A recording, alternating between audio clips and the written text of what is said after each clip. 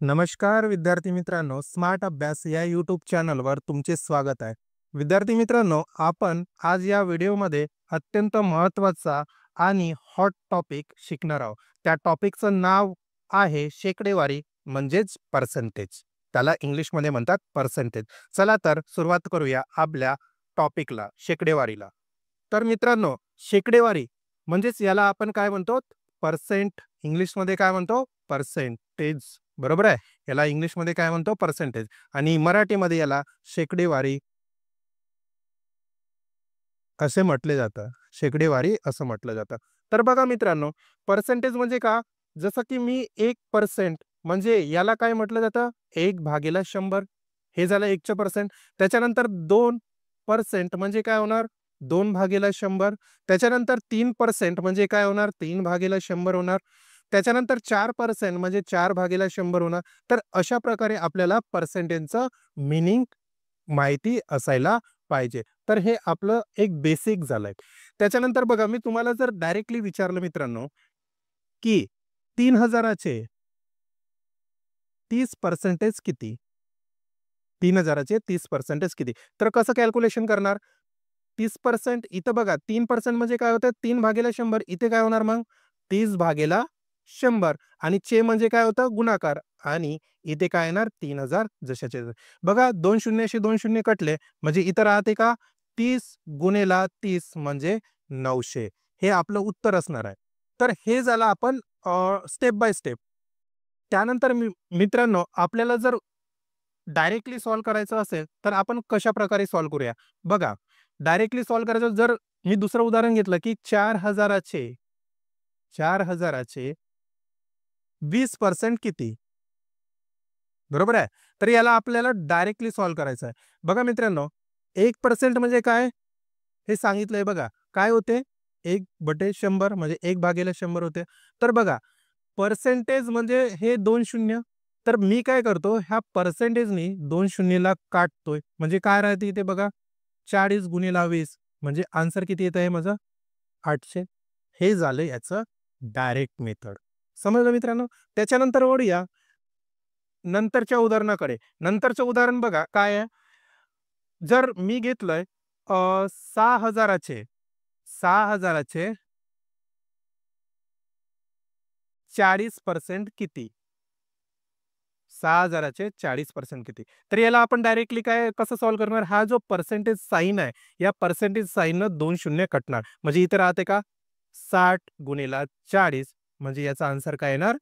6 24 आणि हे 2 शून्य. तर अशा प्रकारे आपल्याला डायरेक्टली कॅल्क्युलेशन करता येतात. तर ही सध्या म्हणजे मी बेसिक तुम्हाला सांगत आहे, जेणेकरून यानंतर तुम्हाला जर पर्सेंटेजवर एखादे एक्झाम्पल आलं, तर ते कसं डायरेक्टली सोडवता येणार हे तुम्हाला या उदाहरणावरून समजेल. चल बघ तर बघा मित्रांनो, त्यानंतर काही असे बेसिक कॅल्क्युलेशन आहे, ते आपण शिकूया. बेसिक म्हणजे कसं बघा, जसं की पुन्हा एक मी बेसिकवालं उदाहरण घेतो. 800चे 60% किती? 800चे 60% किती? किती होणार? मी काय म्हटलं आधीच, हा जो पर्सेंटेज साइन आहे ना, या पर्सेंटेज साइनने हे 2 शून्य कटणार. म्हणजे इथं किती राहणार? 8 गुणिले 60 8 छकम 48 म्हणजे 480. तर अशा प्रकारे तुम्हाला विद्यार्थी मित्रांनो, सोप्या आणि सरळ आणि डायरेक्टली मेथडने हे पर्सेंटेज काढता येणार. चला तर वळूया काही असं बेसिक एक्झाम्पल आहे किंवा बेसिक आपले फॉर्म्युले आहे, की ते डायरेक्टली तुम्हाला क्वेश्चनमध्ये दिसतात. जसं की बघा विद्यार्थी मित्रांनो, मी तुम्हाला म्हटलं, की 1/2 याचे जर पर्सेंटेज काढा म्हटलं, तर याचे पर्सेंटेज किती होणार? 50% होणार. त्याच्यानंतर 1/3 गुणिले 100 याचे जर पर्सेंटेज काढला म्हणलं, तर किती होणार? 33.33 म्हणजे याला आपण 33/3 असं पण लिहू शकतो. हे झालं पर्सेंटेजमध्ये. त्याच्यानंतर 1/4 गुणिले 100 याचे जर पर्सेंटेज आपल्याला काढायचं काम पडलं, तर किती होतंय? 25% होतात.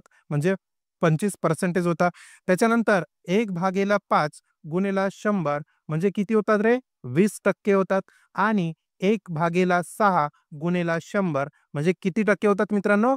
16.66% आणि याला आपण 16 2/3 असं पण लिहू शकतो. तर हे काही कॉमन आपल्याला टक्के आहे, जे वारंवार आपल्याला जे परीक्षेमध्ये परत प्रश्न विचारतात, त्यामध्ये फ्रॅक्शन व्हॅल्यू आणि ह्या असे म्हणजे डायरेक्टली पर्सेंटेज काढता येतात. म्हणून हे तुम्हाला जे फ्रॅक्शनल व्हॅल्यू आहे, याचे जे टक्के काढणी आहे, हे टक्के काढणी हे इझिली होऊन जाणार. याला मुखपाठ करून टाका विद्यार्थी मित्रांनो, कारण हे येणाऱ्या परीक्षेमध्ये खूप महत्त्वाचं आहे. त्याच्यानंतर बघा, काही पुन्हा मी बेसिक जे सांगतो, 1/7 ह्याचा पर्सेंटेज जर घ्यायचं गेलं, तर किती होणार? 14.28%. हा तुम्हाला 14.28% जर प्रश्नामध्ये दिसला, तर तुम्ही काय समजणार? त्याचं फ्रॅक्शनल 1/7 आहे. बरोबर आहे? तर त्यामुळे मी काय म्हणतो, की जे मी सांगत आहे तुम्हाला बेसिक ते तुम्ही लक्षात ठेवा. त्याच्यानंतर जर बघा, त्याच्यानंतर पुन्हा तुम्हाला 3/7 गुणिले 100 याचं जर तुम्हाला पर्सेंटेजमध्ये कन्व्हर्टर करायचं राहिलं, तर काय करणार? 42.85 म्हणजे 42.85% हे याचं कन्व्हर्जन होणार. 3/7चं. 3/7चं. त्याच्यानंतर बघा, पुन्हा काही बेसिक आहे, जसं की 1/8 1/8 गुणिले 100 याचं पण तुम्हाला विचारू शकता किती होते? 12.5% होतात. यालाच आपण काय लिहू शकतो? 12/1/2% असं पण लिहू शकतो. त्याच्यानंतर बघा, 1/9 गुणिले 100 याचं पण आपण पर्सेंटेज काय करू शकतो बघा. 1/9 म्हणजे काय होणार? 1/9 म्हणजे 11.11%. हे जे बेसिक कॅल्क्युलेशन आहे ना, हे मित्रांनो लक्षात ठेवा. हे तर विचारताच. हे आपल्याला प्रश्नामध्ये दिसतातच. याचं जे पॉइंट व्हॅल्यू आहे, पॉइंटचे टक्के ते आपल्याला पर्सेंटमध्ये दिसतातच. तर अशा प्रकारे हे काही बेसिक फ्रॅक्शनल व्हॅल्यूचे पर्सेंटेज कसे काढायचे, हे तुम्हाला मी डिटेलमध्ये सांगितलंय. तर मित्रांनो, आपण वळूया आपल्या प्रश्नाकडे. तर आपले प्रश्न क्रमांक 1 आहे. एका संख्येची 40% किंमत जर 120 असेल, तर त्या संख्येची 55% किंमत किती? बघा, एक संख्या आहे. त्या संख्येची 40% किंमत जर 120 असेल, समजा संख्या x आहे, तर त्याची किती? 40%. तर 40% कसं होणार? x चे 40% किती होणार रे? 40/100 आणि त्याची किंमत किती दिलेली आहे? 120. म्हणजे किंमत म्हणजे काय होणार? बरोबर 120 होणार. तर बघा, त्याच्यानंतर आपल्याला इथे x ची किंमत काढायची आहे, तर कसं काढणार बघा? x बरोबर, आता जे 100 आहे ना, ते 100 काय होणार? 120 ला मल्टिप्लाय होणार. म्हणजे कसं होणार? 120 गुणिले 100 आणि जे 40 आहे, ते भागेला जाणार. म्हणजे काय होणार? एक्स बरोबर 0शी 0 कटला, 4 त्रिक 12 म्हणजे 30 गुणिले 100, एक्स बरोबर 300.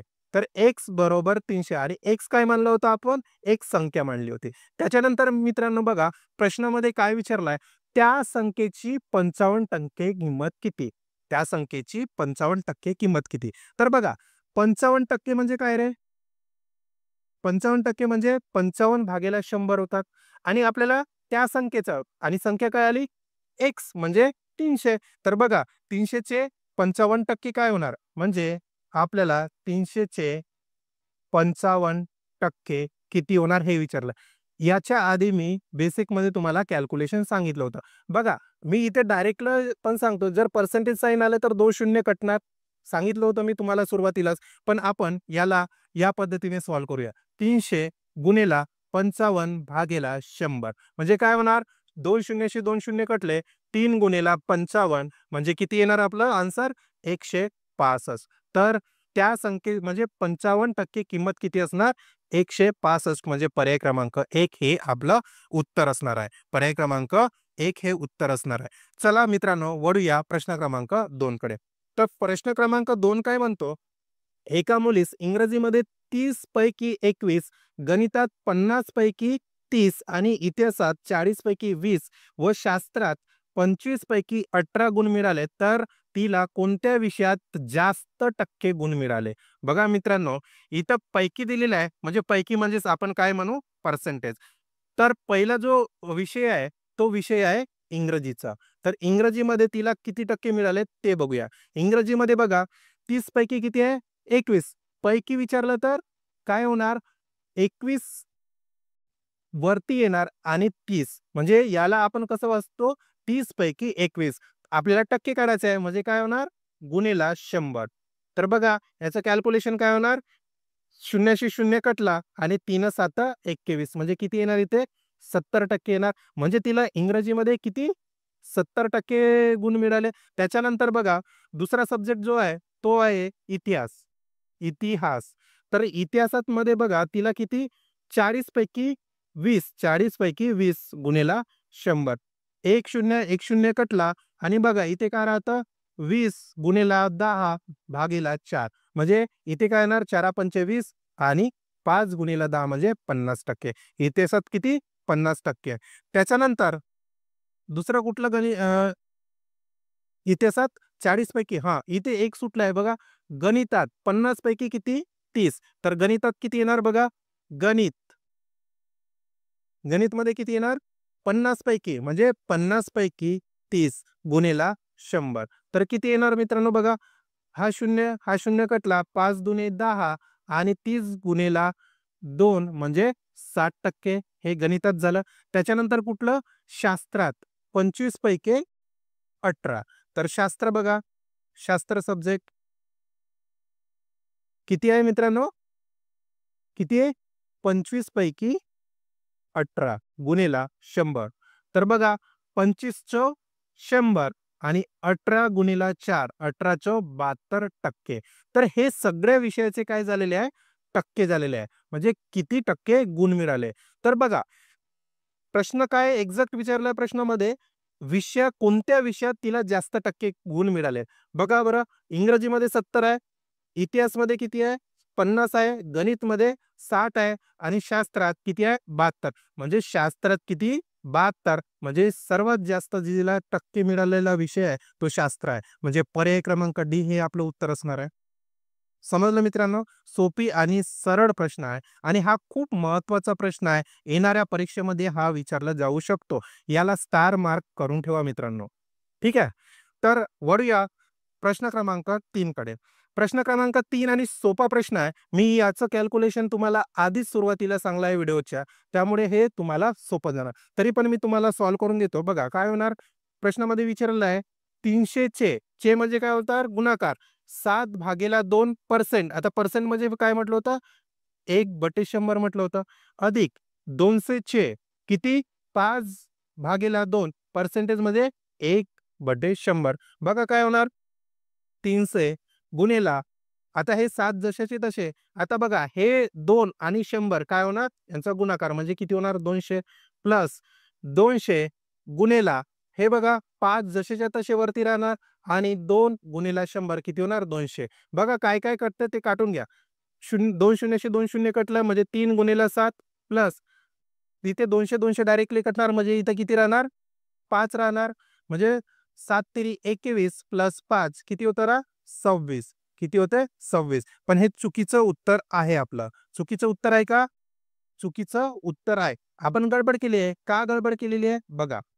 काय म्हटलं मित्रांनो, हे जे मी 3 घेतलेले आहे आणि हे 2 घेतलेले आहे, हे भागाकार केलाय का? नाही. म्हणून गडबड करायची नाही. मी तुम्हाला का बरं चुकीचं सांगत आहे? कारण तुम्ही जे घाई-घाई सोडवता, कुठले पण क्वेश्चन जे तुम्ही सोडवता, त्याला घाई न करता कसं हळूवारपणे त्याला समजून घ्यायचं. मी त्यासाठी इथे चुकी केलेली आहे. कारण हे चुकी तुमच्या लक्षात यायला पाहिजे. बघा इथे काय आहे? 3 आहे आणि हे बघा 7 आहे. पण मी भागेला 2 लिहिले का? नाही लिहिले. म्हणून माझं इथं चुकलं. आपण इथं अशा सिली मिस्टेकी करतो. तर त्याच्यामुळे तुम्हाला सिली मिस्टेक करणं टाळावे लागणार. मग काय होणार बघा, मी याला बरोबर सॉल्व्ह करून देतो. काय होणार? 30 गुणिला 7 भागेला 200 अधिक 200 गुणिला 5 भागेला 200. बघा आता इथं 2 शून्यशी 2 शून्य कटले. इथं 200शी 200 कटले म्हणजे बघा काय राहतं? 3 गुणिला 7. आता बघा हे 2 भागेला आहे. तर भागेला 2. तर त्याच्यानंतर काय येणार? अधिक 2 गुणिला इथे 2 नाही का कटले आहेत. तर इथे फक्त काय येणार? फक्त इथे 5 राहणार. मग बघा काय होणार? 7 तेरी 21 भागीला 2 अधिक 5 तर याचं काय होणार?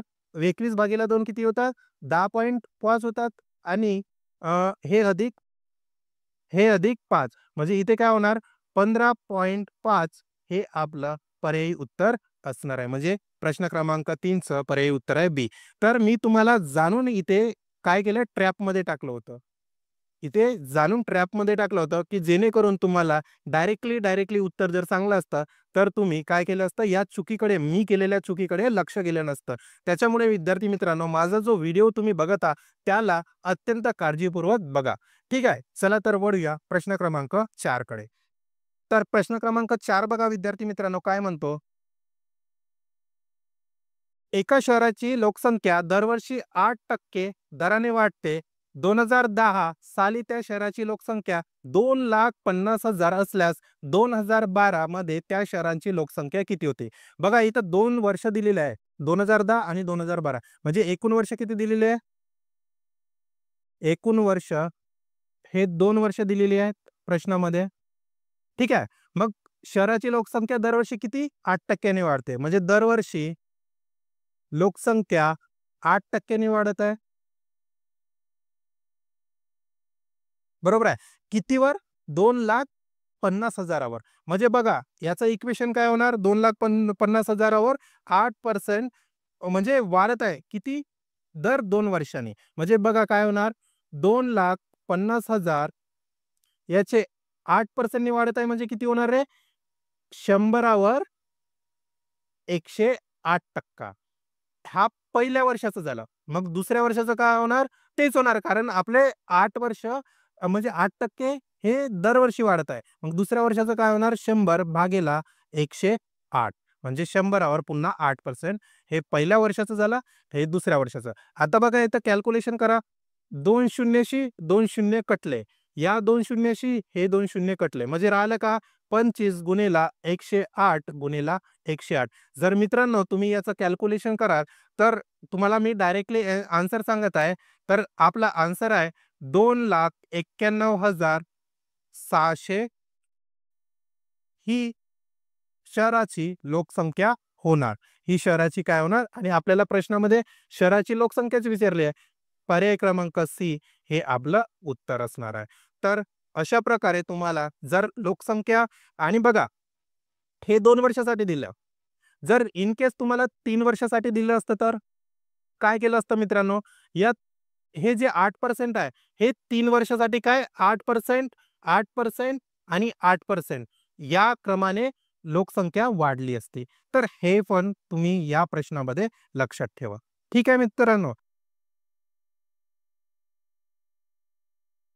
चला तर वळूया प्रश्न क्रमांक 5 कडे. तर प्रश्न क्रमांक 5 आपला काय आहे मित्रांनो? तर 48 चे 20%. 48 चे किती? 20%. सोपा प्रश्न आहे. शून्याशी शून्य कटला, बेपंचे 10 म्हणजे 48 भागीला 5 किती येणार रे? 5, 9, 45 आणि 5 छक्क 30 म्हणजे 9.6. चला तर वळूया प्रश्न क्रमांक 6 कडे. बघा प्रश्न क्रमांक 6 काय? नाना पाटलांच्या शेतात धान्याची 300 पोते आहेत. त्यापैकी 35% गहू, 20% ज्वारी, 15% पोती तूर व उर्वरित पोती ही सोयाबीनची आहेत. तर शेतात सोयाबीनची पोती किती? आपल्याला हा क्वेश्चन मार्क आहे. मित्रांनो, हा खूप महत्त्वाचा प्रश्न आहे. याला तुम्ही स्टार मार्क करून ठेवा. बघा, जे दिलेलं आहे प्रश्नात ते लिहू. एकूण पोती किती आहे? एकूण पोती आहे 300. त्याच्यामध्ये 35% ही गहूची पोती आहे. गहूची पोती आहे. त्याच्यामध्ये 20% हे ज्वारी आहे. म्हणजे पोती आहे. त्याच्यानंतर 15% हे तूरची पोती आहे. तर बघा, हे टोटल पोती किती होणार आहे? गहू, ज्वारी, तूर मिळून हे होणार 70%. मित्रांनो, आपल्याला प्रश्नामध्ये सोयाबीनची पोते काढायची आहे. जर आपण सोयाबीनची पोती काढली तर कसं होणार? सोयाबीनची पोती. जर आपण 100% पोतीमधून जर 70% पोती वजा करून तर आपल्याला 30% मिळणार. बरोबर आहे? एक्सची किंमत किती मिळणार? 30% मिळणार आणि एक्सची किंमत जर 30% मिळाली आपल्याला ही सोयाबीनचीच आपल्याला पोती कन्सिडर करून चालायचं आहे. बघा 30% म्हणजे किती? 30/100 बरोबर आहे. आणि आपल्याला एकूण पोती किती दिलेले आहे? 300 पोते दिलेले आहे. बघा खूप सोपा प्रश्न आहे. एकूण किती? 300 पोते दिलेले आहे. बघा काय होतात? 100 गुणिला म्हणजे भागेला 300 किती होणार? 3. तर इथे राहतात 30 गुणिला 3 म्हणजे 90. तर सोयाबीनची एकूण पोते किती येणार? 90. पर्याय क्रमांक डी हे आपलं उत्तर असणार आहे. मित्रांनो सोपा प्रश्न आहे. घाबरून जाऊ नका. बघा काहीच दिलेलं नाही प्रश्नामध्ये. इझी डेटा दिलेला आहे आणि तुम्हाला इझी कॅल्क्युलेशन करायचं आहे. त्याच्यामुळे तुम्हाला जर ते पर्सेंटेज वाटत असेल की दिसायला कठीण वाटतो प्रश्न, पण अगदी सोपा प्रश्न आहे. बघा टोटल आधी पोते काढून घ्यायची. किती? 70 निघाले. तिघा मिळून पोते. त्याच्यानंतर सोयाबीनचे पोते आपल्याला कॅल्क्युलेशन विचारलं होतं. तर आपण कन्सिडर केलं 100% आपले सोयाबीनचे पोते असणार बा. ठीक आहे. तर 100 मधून आपण 30% वजा केले, सॉरी 70% जर वजा केले, हे 70% कोणाचे? गहू, ज्वारी, तूर मिळून आलेले आहे. तर आपल्याला 100 मधून 70% जर वजा केले तर किती? 30%. आणि आपल्याला एकूण पोते दिलेले आहे 300. तर 30%चे 300 पोते किती होणार? 90. म्हणजे सोयाबीनचे पोते किती होणार? 90. तर अशा प्रकारे हा प्रश्न होता. चला तर वळूया प्रश्न क्रमांक 7 कडे. तर प्रश्न क्रमांक 7 काय? एका विद्यार्थ्याला एका परीक्षेत 400 पैकी 220 गुण मिळाले, म्हणजे त्याला किती टक्के गुण मिळाले? बघा किती पैकी? 400 पैकी 220% गुण मिळाले. म्हणजे त्याला किती गुण मिळाले हे विचारलंय. म्हणजे 100 हे किती वेळा? 4 वेळा. तर 220 भागेला 4 किती? 55% हे आपलं उत्तर असणार आहे. सोपा प्रश्न आहे विद्यार्थी मित्रांनो. चला तर वळूया प्रश्न क्रमांक 8 कडे. प्रश्न क्रमांक 8 बघा. ₹700 किमतीच्या एका वस्तूवर 18% दंड आकारल्यास त्या वस्तूची अंतिम किंमत किती होईल? किती? ₹700 वर 18% दंड आकारल्यास. खूप सोपा प्रश्न आहे. आकारला तर काय होणार बघा. 700 वर किती? 18% म्हणजे 100 वर 118. बरोबर आहे. तर ही या म्हणजे ज्या वाक्याची काय झाली? मांडणी झाली आहे. मग बघा 100 याला 7 वेळा भाग जातो म्हणजे 7 गुणिला 118. 7 गुणिला 118. जर याचं कॅल्क्युलेशन केलं तर आपलं कॅल्क्युलेशन येतं ₹826 ही अंतिम किंमत असेल. म्हणजे पर्याय क्रमांक सी हे आपलं उत्तर असेल. अगदी सोपा प्रश्न आहे विद्यार्थी मित्रांनो. घाबरून जाऊ नका. कारण मी तुम्हाला म्हणजे एखादी जर वस्तू दिलेली आहे त्याचे टक्के कसे काढायचे हे सुरुवातीलाच सांगितलेलं आहे. व्हिडिओच्या सुरुवातीला सांगितलंय. त्याच्यामुळे खूप अत्यंत सोपा हा प्रश्न आहे. याला जास्त वेळ न लावता आपण वळूया प्रश्न क्रमांक 9 कडे. चला प्रश्न क्रमांक 9 आहे. एका निवडणुकीमध्ये निवडणूक निर्णय अधिकाऱ्याने 4% मतदान बाद केले. त्या निवडणुकीमध्ये 2च उमेदवार होते. जिंकलेल्या उमेदवाराला 50% मते मिळाली. त्याने 3400 मतांनी दुसऱ्या उमेदवाराचा पराभव केला. तर त्या निवडणुकीमध्ये एकूण मते किती होती? आपल्याला एकूण मते काढायची आहे. बघा, एकूण मते आपल्याला काय करायचं? फाइंड आउट करायची आहे या प्रश्नामध्ये एकूण मते. जर समजा आपली एकूण मते जर 100 राहिली आणि किती टक्के बाद झाली? 4% बाद झाली. म्हणजे 100% मधून जर 4% बाद झाले, तर किती राहिले? 96%च मतं राहिले ना, बरोबर आहे. या 96% मध्ये बघा हे राहिलेले मत आहेत 96%. त्यामध्ये 50% मत मिळाली कोणाला? जिंकलेल्या उमेदवाराला. म्हणजे जिंकलेला उमेदवार याला 50% मिळाली आणि हरणाऱ्याला किती मिळणार? हरणाऱ्याला मिळणार 46%. म्हणजे कसं होणार? 96 मधून जिंकलेला किती आहे? म्हणजे हे दिलेलं आहे 50%. तर इथं हरणाऱ्याची 46% आपल्याला मिळणार. 46% मिळणार. तर हे झाला हरणारा. ठीक आहे. तर अशा प्रकारे हा आपलं सिम्प्लिफिकेशन होतं. त्याच्यानंतर बघा विद्यार्थी मित्रांनो 4% मतदान बाद झाले आणि जिंकणाऱ्याला किती मते मिळाली? 3400 मतांनी तो दुसऱ्या उमेदवाराचा त्याने पराभव केला. तर बघा आपल्याला पर्यायामध्ये म्हणजे प्रश्नामध्ये 4% बरोबर 3400 दिलेले आहे. म्हणजे हा 4% काय होणार रे? जर आपल्याला एकूण मते काढायची असेल तर एक्स मानू म्हणजे एक्स गुणिला 4/100 बरोबर 3400. तर इथे बघा काय होणार? एक्स बरोबर 3400 गुणिला हे 100 काय होणार आता? गुणिला जाणार, म्हणजे इथे काय होणार, भागेला 4 होणार. 4चा 100ला 25 वेळा भाग जातो. मग काय होणार, x बरोबर 3400 गुणिला 25. किती येतं रे याचं उत्तर? जर याचं जर आपण कॅल्क्युलेशन केलं तर आपलं उत्तर हे 85,000 येतं. 85,000 येतं आणि हे 85,000 काय आहे मित्रांनो? एकूण मते आहे. तर अशा प्रकारे हा प्रश्न आपल्याला सोडवायचा होता. खूप महत्त्वाचा प्रश्न आहे आणि सोपा प्रश्न आहे. मी तुम्हाला एक्सप्लेनेशनमध्ये तुम्हाला कळलंच असेल. प्रश्न हा लेंदी दिसतो, पण समजण्याला खूप सोपा आहे. तर अशा प्रकारे ह्या प्रश्नाचं सोल्युशन होतं, उत्तर होतं. चला वळूया प्रश्न क्रमांक 10 कडे. बघा, प्रश्न क्रमांक 10 आहे. एका विद्यार्थ्याला एका परीक्षेत 35% गुण मिळाले आणि तो 32 गुणांनी नापास झाला. 35% गुण मिळाले आणि 32 गुणांनी काय झाला, नापास झाला. जर परीक्षेचा मेरिट 43 गुणांना लागला असेल, तर परीक्षा किती गुणांची होती? बघा, 35% गुण त्याला काय झाले, मिळाले. म्हणजे किती पैकी मिळाले? 43% पैकी. बरोबर आहे? का सॉरी, 43% काय आहे? रिझल्ट लागलेला आहे. म्हणजे परीक्षेचा मेरिट लागलेला आहे. हे काय झालं? मेरिट झालं. काय झालं? मेरिट झालं. 43% काय झालं? मेरिट. आणि त्या विद्यार्थ्याला 35% गुण मिळाले आहे. गुण मिळाले आणि हे 43% मेरिट लागला आणि तो विद्यार्थी 32 गुणांनी नापास झाला. बघा, मग या दोघांच्या फरकातून आपल्याला नापास झालेल्या विद्यार्थ्यांचा टक्का काढता येणार. म्हणजे कसं होणार, 43% मायनस 35% हे नापास झालेल्या मुलांचा टक्का येणार. म्हणजे किती, 8% येणार. आणि आपल्याला किती मार्कांनी तो नापास झाला, हे किती गुणांनी तो नापास झाला हे दिलेलं आहे. म्हणजे 8% बरोबर आपलं काय येणार, 32 गुणांनी तो नापास झाला. म्हणजे काय येणार, 100% म्हणजे काय होणार, 8 चौ 32 किती होणार, 400. म्हणजे परीक्षा किती गुणांची होती? किती गुणांची होती विद्यार्थी मित्रांनो? 400 गुणांची होती. म्हणजे पर्याय क्रमांक ए हे या प्रश्नाचं उत्तर असणार आहे. तर मित्रांनो, अगदी सोपा प्रश्न आहे हा आणि जे मी या व्हिडिओमध्ये घेतलेले प्रश्न आहेत ते पी-वाय-क्यू प्रश्न आहे.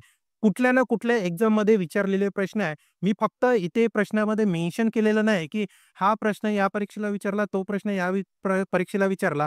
म्हणून तुम्ही असं या प्रश्नाला हलक्यात घेऊ नका. हे सगळे जे प्रश्न आहे ते कुठल्या ना कुठल्या एक्झाममध्ये विचारलेले प्रश्न आहे आणि क्वालिटी प्रश्न आहे. तर विद्यार्थी मित्रांनो, आपण इथेच थांबूया. हा आपला शेवटचा प्रश्न होता. जर विद्यार्थी मित्रांनो, माझा हा व्हिडिओ तुम्हाला आवडला असेल, तर व्हिडिओला लाईक करा, शेअर करा आणि माझ्या YouTube चॅनलला म्हणजे आमच्या YouTube चॅनलला सबस्क्राईब करायला विसरू नका.